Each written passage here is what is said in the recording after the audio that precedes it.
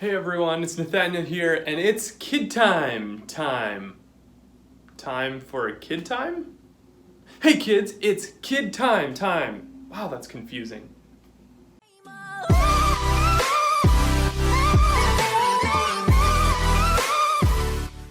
Have any of you guys ever come across one of these before in maybe your car or in your home somewhere? See, these used to be pretty common around the house or in the glove box of your car. This is a map, and more specifically, a road map. And see, road maps, they're not quite used as much today as they used to be, but they help people figure out how to get from place to place. They give us directions. If you moved to a new town, you'd buy yourself one of these street maps to help you figure out how to get from place to place. And so you might have to figure out how to get from your house to work or to school or to your new church. You see, if you went on vacation, you would also need a different type of road map, one that was a lot bigger and showed a lot of highways. Say you were going to Disney World and you wanted to drive there, you'd need maybe many maps or a big map to show how many highways you need to take. And then once you get there, you have to buy a smaller map, one that just shows the city, to figure out where your hotel is.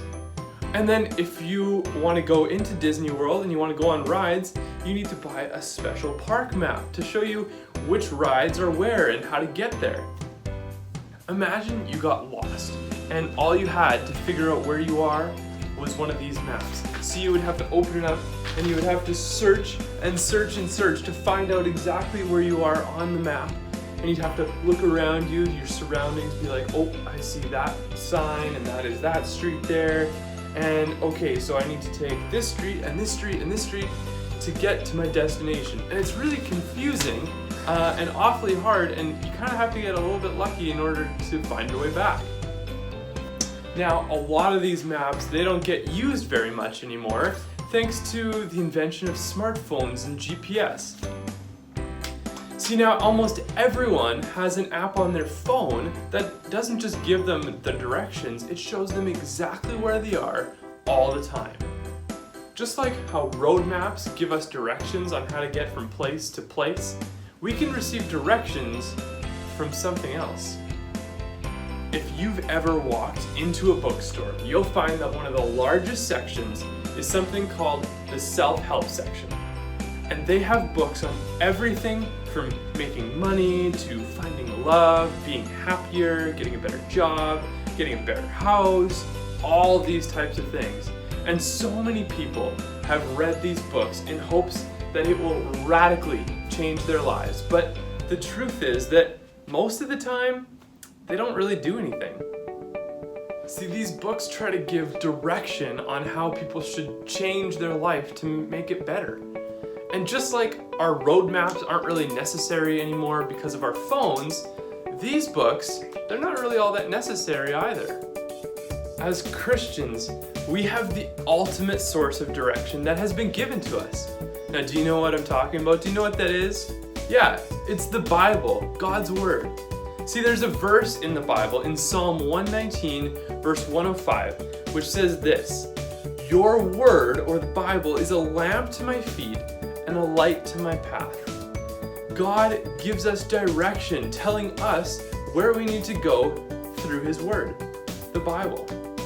See, what's more, God always knows exactly where we are in our lives. He knows what we're doing, how we're feeling, what we're going through. There is no getting lost. God knows where we are, how far off the path we are, and what it takes to get us back. God promises in the Bible that He will never say no when we ask for help. He'll always be there to help us find our way back. And Jesus says this in John 18, verse 12, "I am the light of the world. Whoever follows me will not walk into darkness, but will have the light of life." One day, we may find that we don't need our phones to get around anymore. Our phone map apps may be just as out of date as those paper road maps. But there's one thing that never changes, and that's God's love for us.